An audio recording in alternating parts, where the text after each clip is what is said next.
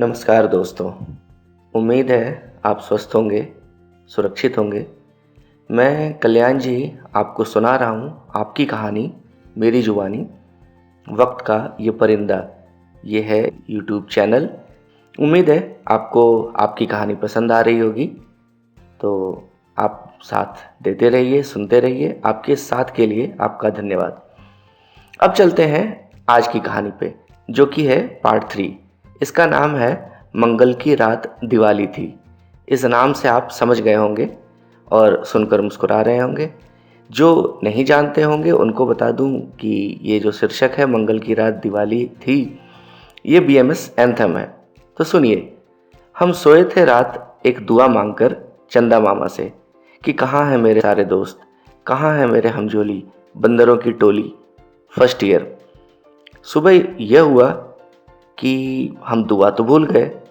हाँ, एक सपना जरूर देखा था कि बहुत सारे बंदरों के झुंड हैं, मैं भी उनमें से एक था, और हम जंगल में उत्पात मचा रहे हैं। फिर कुछ शिकारी आते हैं हमें मारने, पकड़ने। शायद हमको किसी सर्कस वाले को बेचना था उनको। हम किसी सर्कस में थे, पिंजड़े में करतब करते हुए।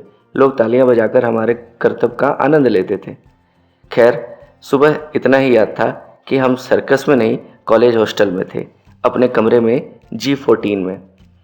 तो खैर, हम चले बाथरूम। बहुत जोर की लगी थी, वही जो सुबह सबको लगती है। हम क्या देखते हैं संडास में, एक काले से घुंघराले बाल वाले भाई साहब हैं, अपना खुजला रहे हैं। अरे भाई, आप बहुत सोचते हैं। क्या खुजलाते हैं लोग बाथरूम में अकेले में? वही उनको आदत थी, ये मुझे बाद में पता चला।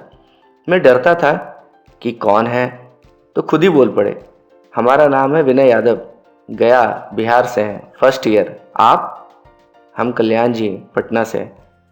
अरे, हम बिहारी लोग या फिर पूर्वांचली लोग अकेले भी हों तो भी दो चार लोगों का फीलिंग आता है, बहुवचन वाली फीलिंग आती है। हम मैं नहीं बोलते ना, हम बोलते हैं। खैर, हमारा परिचय तो हो ही रहा था कि एक और श्रीमान पजामे का नाड़ा बांधते हुए निकले। ये थे लंबू महाराज इलाहाबादी, श्री राय साहब। 6 फीट के तो होंगे ही, ज़्यादा भी हो सकते हैं। इलाहाबादी, एक और बच्चन। ये लंबू अपना तंबू गाड़ी रहे थे कि अब की एक छोटू दौड़ा आया। अभी कोई खाली है या सब साल एक ही टाइम में हकते हो? ये थे बंगाली। बंगाली नहीं, उड़िया थे, तन्मय पात्रा। इन्हें ऊपर वाले ने लंबाई की मात्रा थोड़ी छोटी लगाई थी। ऐसे कई थे, थोड़ी थोड़ी देर में कई चेहरे मिलते रहे। सुशांत, ब्रजेश, शरद, प्रवीण राय, सुमन सिंह, इमरान खान, आशीष, दुबे जी, इंदू झांसी वाले, कबीर सिंह। कबीर सिंह का नाम तो आप पहले सुन ही चुके होंगे। रात वाला सपना याद आ गया, बंदरों का झुंड, सर्कस। सारे प्राणी आ गए थे सर्कस में। G14 में सिर्फ मैं ही था, जबकि बगल वाले G13 में भी कोई त्यागी जी आ गए थे।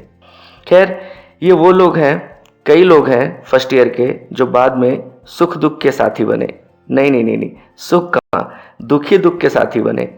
इसमें तो कई ऐसे हैं जिनके नाम एक एक एपिसोड बनेगा अभी आगे। मजे से सुनते रहिए इस सर्कस की कहानी। तो खैर, हमें उसी दिन भेजा गया रौनकता। सुबह सुबह फरमान आया कि अबे फर्स्ट ईयर, लाइन में लगो और जाओ रौनकता। कौन पूछे क्यों? रौनकता ये कहाँ है? अजी वही पास में एक छोटा सा कस्बा या बाजार है, हाईवे पे, कॉलेज के ही पास। हमारा बिग बाजार कई सालों तक रौनकता ही था। मेन सिटी आगरा तो 20 किलोमीटर दूर है। क्यों जाना है? हेयर कटिंग के लिए। कैसी हेयर कटिंग? वहाँ जाओ, एक सैलून है मेन रोड पर, फर्स्ट फ्लोर पे, जाओ काट देगा। कैसे काट देगा? पता नहीं, जाओ वहाँ खुद ही पता चल जाएगा। बस अपने कॉलेज का नाम बता देना। सही में सैलून वाले ने बस यही पूछा, और चालू मशीन। अरे एक्चुअली वहाँ ना आसपास में ही 4-5 इंजीनियरिंग कॉलेज हैं, सब हाईवे पे ही। हर कॉलेज की अपनी कटिंग थी, अपना हेयर कट, जो कि आपकी पहचान है कि आप किस कॉलेज के हैं। वैसे सारी कटिंग थी तो एक ही जैसी, बिल्कुल जीरो कट, नो बाल। रुकिए, जब हम मेन गेट्स पे बस पे बैठ रहे थे, मतलब हमें गार्ड बिठा रहे थे एंट्री करवा कर, उनको पता था कि हम जा रहे हैं अपनी आइडेंटिटी लेने और आइडेंटिटी कार्ड लेने।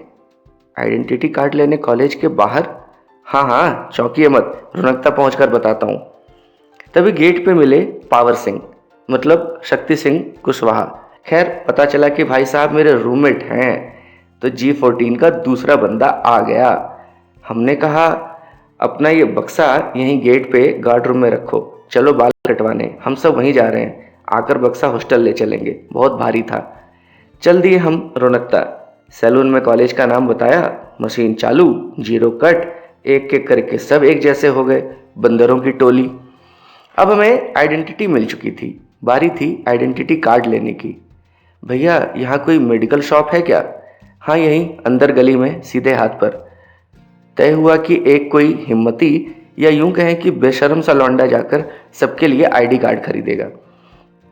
वो दुकान पर जाकर बोलेगा क्या, कई अटेम्प्ट्स लेने पड़े उसको। कभी कॉलगेट है भैया, कोल्ड ड्रिंक है भैया, भैया ये है, भैया वो है, अरे चाहिए क्या तुमको, साफ साफ बोलो ना, घुमा क्यों रहे हो? भैया भैया कॉन्डम दे दो 22। एक सांस में बोला, ऐसा जैसे आखिरी सांस हो, फिर कुछ नहीं बोल पाएगा कभी। 22 इतने सारे, कौन सा दूं? कोई भी सस्ता से दे दो भैया 22। लेकर आया और लेकर आए हम सब अपनी आइडेंटिटी और आइडेंटिटी कार्ड दोनों। अब बारी थी रूम पे आकर खुद उस आईडी कार्ड को भरने की, सारी डिटेल्स खुद के बारे में। अरे नहीं, हमारे बारे में किसी को कोई इंटरेस्ट नहीं था, हमारे उस चीज़ के बारे में, खुद के बारे में, जहाँ यूज करते हैं ना वहीं का डिटेल्स भरना था, साफ सुथरा करके, एकदम साफ। फिर उसको हमेशा अपने सामने की पॉकेट में रखना था ताकि दूर से दिखे हमारा आईडी कार्ड सबको। साफ सुथरा करने के चक्कर में, यानी उसका भी जीरो कट करने के चक्कर में, ये जो अपने राय साहब है ना, वो लगा बैठे ट्रिमर। तन्मय अमीर था हम सब में, तो ट्रिमर भी था उसके पास और आफ्टर शेप भी था। सो राय साहब ट्रिमर लगाने के बाद आफ्टर शेप भी लगा बैठे। लगे फिर चिल्लाने, दौड़ने लगे, अरे आइस लाओ आइस आइस। अब यहाँ कहाँ आइस मिले, जैसे पेट्रोल पी लिया हो। बड़ी मुश्किल से शांत हुए, बहुत गाली वाली दी, पूरा दिन कट गया आईडी कार्ड के चक्कर में। G14 में मैं और शक्ति पूरी रात बात करते रहे। बड़े दिनों के बाद आज की रात मैं अकेले नहीं था, रो नहीं रहा था, हंस रहा था। आप सोच रहे हैं रैगिंग कहाँ गई? अरे सुनाता हूँ भाई, पहले शक्ति के बारे में सुन लीजिए।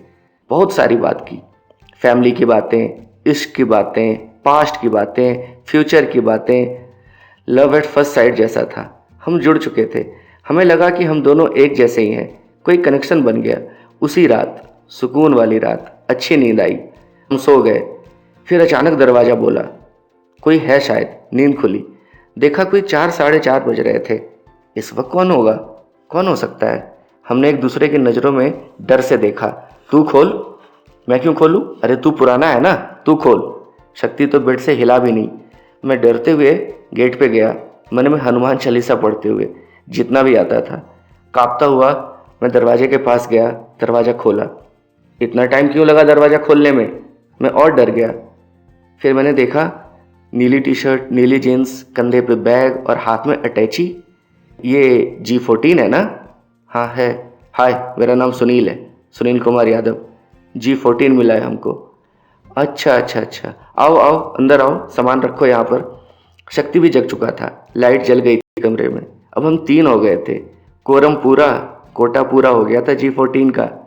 अजी अभी कहाँ, आगे तो देखिए, इसी कमरे में आपको 10-10, 12-12 लोग कीड़ों की तरह मिल जाएंगे। वैसे एक कमरे में ऑफिशियली 3 ही लोग रहने थे। G14 नहीं रहेगा, इसका नाम अभी कुछ दिनों बाद पार्टी कार्यालय बन जाएगा। खैर, ये थे मिस्टर सुनील कुमार यादव, इलाहाबाद से।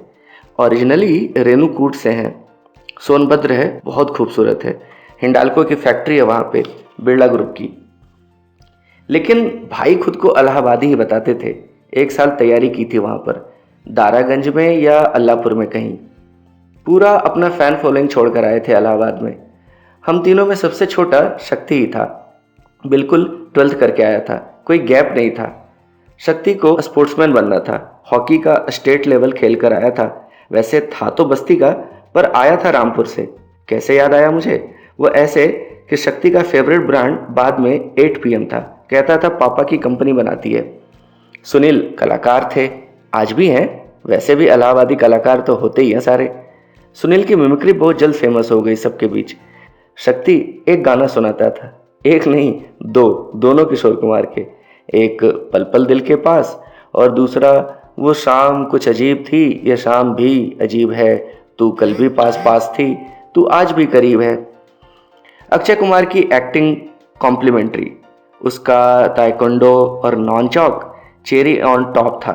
ब्लैक बेल्ट थे भाई साहब ताइक्वांडो में, मुझे तो बोलना भी नहीं आता आज भी। जबकि यादव जी थे मिस्टर अजीत साहब के फैन। प्यार हमारा अमर रहेगा, याद करेगा ये जहां, ये गाते थे। बाकी बहुत और कलाकार थे। कौशलेश भाई थे बनारस के, किशोर कुमार के जबड़ा फैन, फर्स्ट कॉपी समझ लीजिए। वैसे कॉलेज के ओरिजिनल किशोर कुमार थे ऋषि सर, सेकेंड ईयर के किशोर कुमार कहते थे उनको। एक प्रवीण राय थे, गुलाम अली तृतीय गजल गाते थे, चमकते चांद को टूटा हुआ तारा बना डाला। एक थे योगेश तिवारी, शायद गोंडा के। कुमार सानू, उनका तो उपनाम ही था, दिल का आलम मैं क्या बताऊं तुम्हें। खैर बहुत सारे थे। G14 और आसपास के कमरों में दिन भर ऑडिशन चलता रहता। आपका जो भी हॉबी है ना या टैलेंट है वो करके दिखाना होता था। मसलन अगर क्रिकेट खेलते हैं या चेस खेलते हैं या फिर बैडमिंटन खेलते हैं या कुछ और भी खेलते हैं तो आपको खेल के दिखाना होता था। सोलो परफॉर्मेंस, हाँ हाँ, पागलों की तरह अकेले गाली खाएंगे। अगर साउंड इफेक्ट या बैकग्राउंड म्यूजिक नहीं होगा तो आपको बैकग्राउंड म्यूजिक भी देना होता था। आपके एक्टिंग में सब कुछ डालना होता था आपको, और ये सब करना होता था आपको अकेले, क्योंकि बाकी तो मजे ले रहे होते थे। ये थी दिन की रैगिंग। दिन की रैगिंग लीगल थी। रात को पूरा ड्रामा, पूरा खेल खुल के, हॉस्टल के बीच बास्केटबॉल कोर्ट में।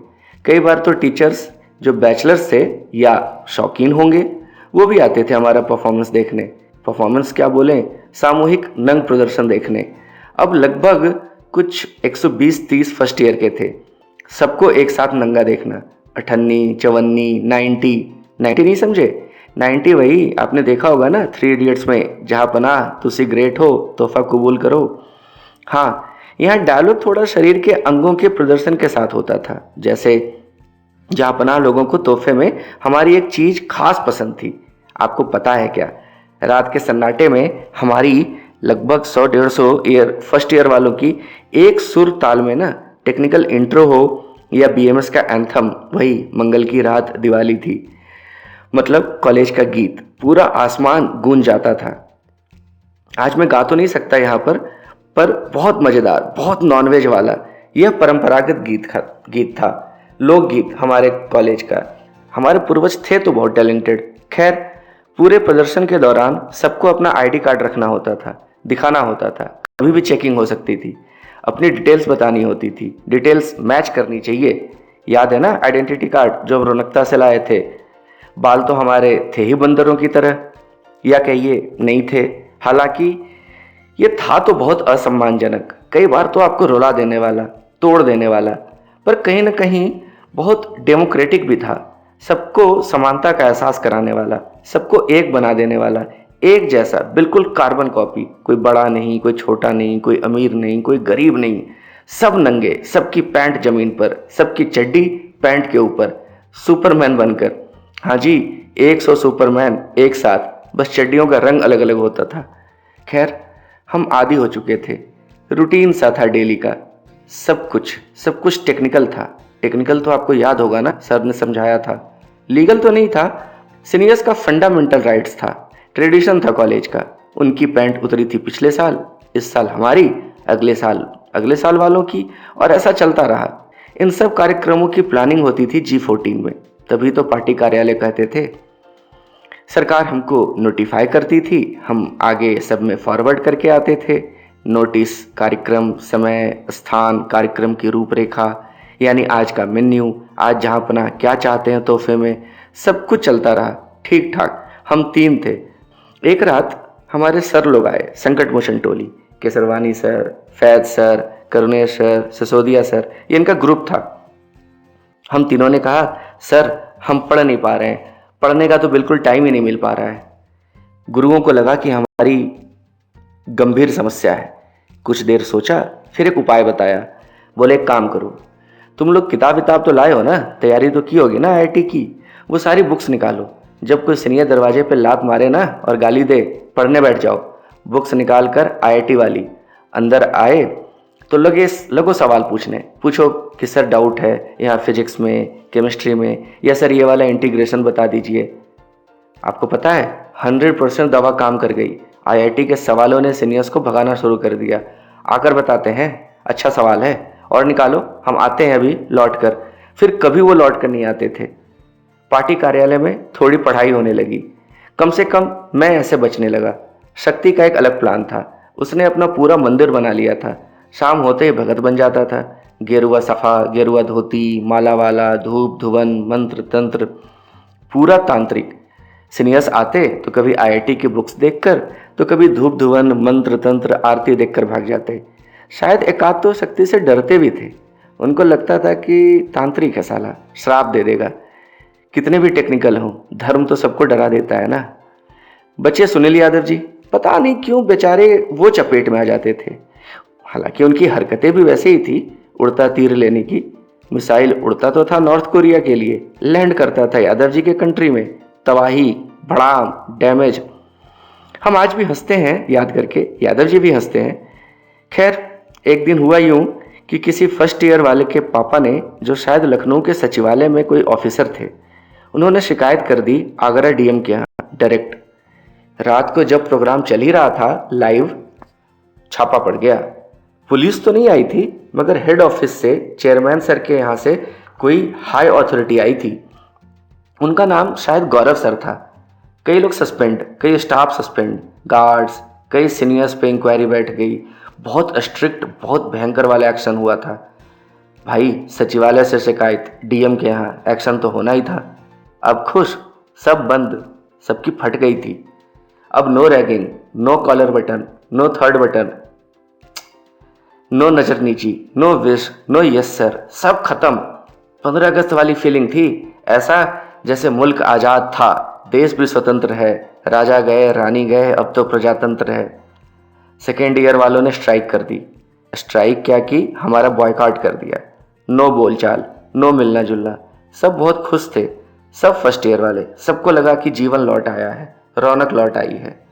मगर पार्टी कार्यालय को थोड़ा संदेह था। हमें पता था ये आंधी के पहले वाली शांति है। ऐसा जैसे टाइम बम के पहले टाइमर ऑन होता है ना, टिक टिक, और हम गिनती गिन रहे हैं कि कब ये फटेगा, भड़ाम। अब क्या होगा? क्या हम आज़ाद हो गए थे, या हम पर कहर टूटने वाला था? क्या कोई जलियांवाला बाग होना था? क्या कोई जनरल डायर आने वाला था? पता नहीं, कुछ पता नहीं। मरघट वाली शांति थी, अशुभ शांति, ऐसा हम तीनों को लग रहा था। या शायद कुछ और लोगों को भी लग रहा था, जो समझ पा रहे थे, सुन पा रहे थे, सूंघ पा रहे थे कि कहीं कुछ पक रहा था, कहीं कुछ सड़ रहा था। फिर पता चला एक दिन अपने विश्वसनीय सूत्रों से कि कोई मीटिंग हुई है, बहुत बड़ी मीटिंग। अब क्या होगा? कुछ नहीं हो सकता क्या? क्या करें? पता नहीं। क्या कर सकते हैं? बस इंतजार। किसका इंतजार? इंतजार जनरल डायर का, और किसका? बने रहिए, सुनते रहिए, हमारी तो हालत खराब होने वाली है। आप सुन के चौंक जाएंगे।